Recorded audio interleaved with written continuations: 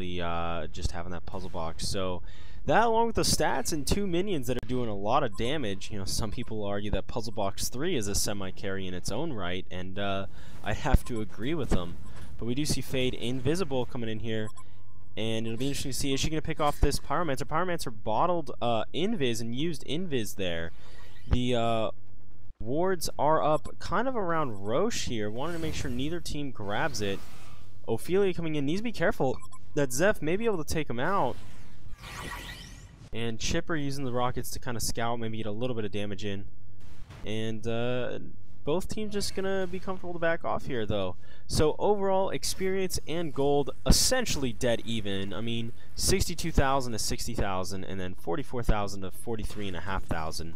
Not much of a discrepancy, but I think what's going to be huge here is going to be the Engineer versus Zephyr. Zephyr is probably going to remain strong until the 60-70 minute mark against that Engineer. That's when NG with a bunch of items is really going to come in strong. But let's check these gold per minute. So we have Zephyr here, 364. Engineer only at 252.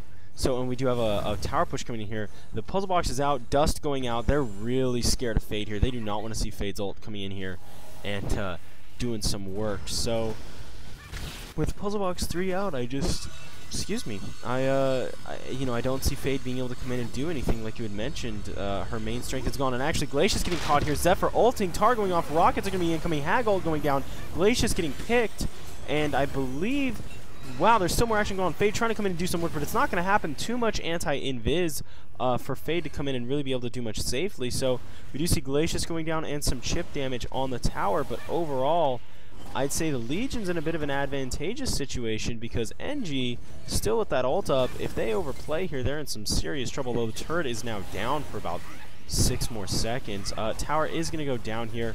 Good push by the Hellborn team. And another pick they're going to get on Ophelia here. It looked as though Zephyr used Gus to bring her in. And, you know, you just can't let yourself get picked off one at a time like that. Positional error coming out from KDE. They definitely aren't happy with themselves. No, they're definitely not. But that right there was what happens when you make mistakes. You pay for them dearly. And if Glacius or Ophelia had not gotten picked off there, they very well could have turned that into a team fight where they would have won that, you know, taken Roche, you know, put in a push, maybe taken a Rax or something, but instead they made those positional errors, they made those mistakes, and they paid for them. I mean, at this high level of play, if you make a mistake, you just lost the game. And in a sense, you could argue that they just did lose the game. Giving up not only a tower and 2 deaths, now you allow the other team to grab Kongor, which is a huge amount of gold, and a token of life. So, let's see, I'm trying to find who the token went to.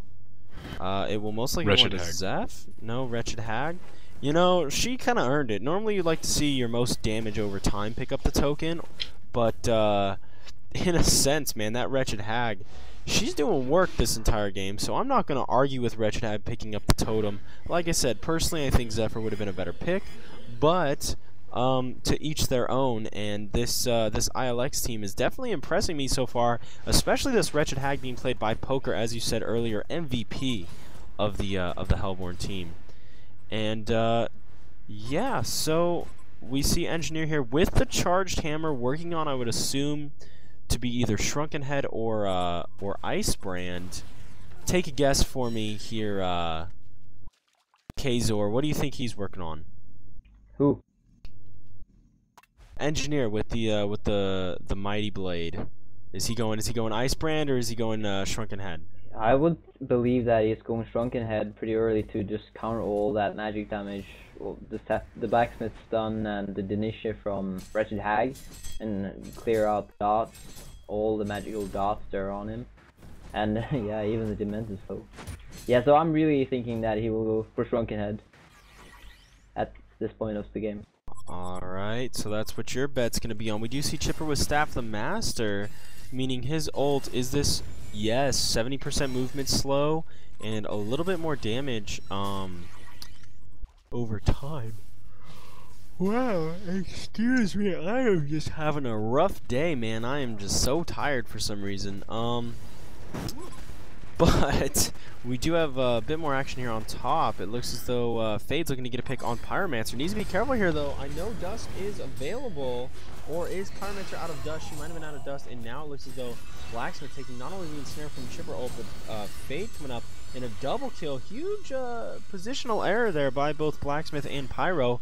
Getting a little far forward, trying to get a bit of a farm and maybe trying to get some base items. But you really can't afford to do that against a Fade, so now it's going to be 3-on-5 with KDE in the advantage. Wow, this is going to be huge. They may be able to take not only the tower, but the next tower. Go for it. What were you going to say, man? That was just that's what KDE's been trying to do this whole time. The problem is they're trying to get around Zephyr to pick off the support because they can kite Zephyr pretty easily. And so right there, having the support get picked off, now Zephyr's not going to really be able to get in anybody's face. Yeah, I mean, without Pyro, without Blacksmith, you're. I mean, in 3-on-5, what more do we need to say? Obviously, you're not going to be able to sit there and just walk in and do whatever you want. Now they are electing not to push the base towers, but instead take the last outer tower. So the outer 6 will be down for this Hellborn team.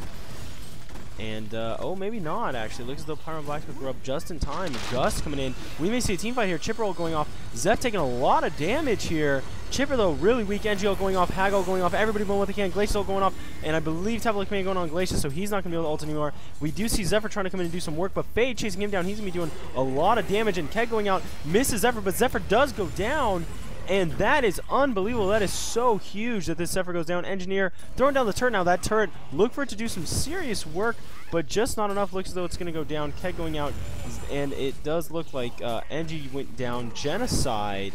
ILX using a 1-for-5 trade. They did lose their carry, which you definitely don't want to see, but I think taking the Genocide, obviously well worth it, especially considering you take out their Engineer, which is the carry on KDE's side. So overall, really just solid team fight there by ILX, and that Zephyr ate so much damage. They were so focused on him that it kept all of his support alive. Yeah. This Wretched Hag now. Go ahead. And the great thing is that Wretched Hag took up that token of life, and I think that really forces them to actually go for Sapphire right now. They're really frustrated over who they're supposed to focus. They don't want to like go straight for Salmon, as he doesn't do that much of damage.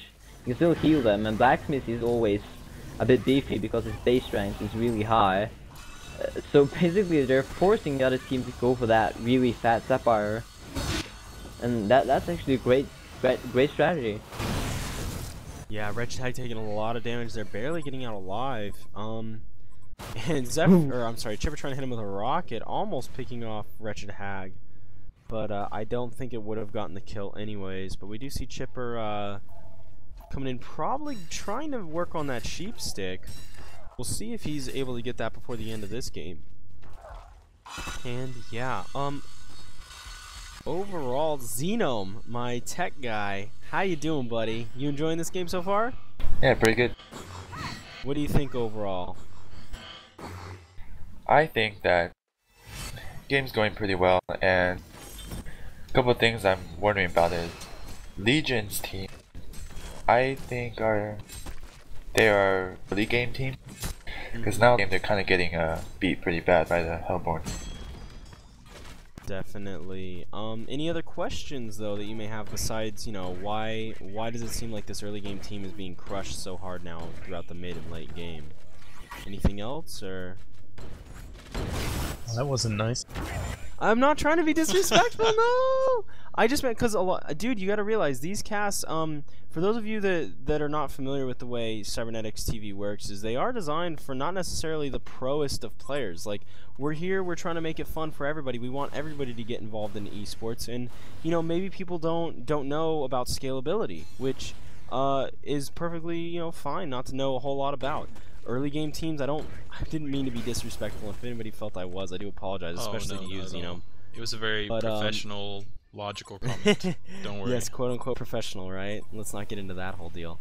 But yeah, I mean, obviously, you know, where did that advantage go? And I think a lot of people that may not understand the intricacies of this game may not fully understand that. So, Eviscerus and then Impulse, you guys want to talk about that real fast? Sure, yeah. I think earlier you guys hit on it pretty well though. There was the early game team didn't put its dominance on the right player.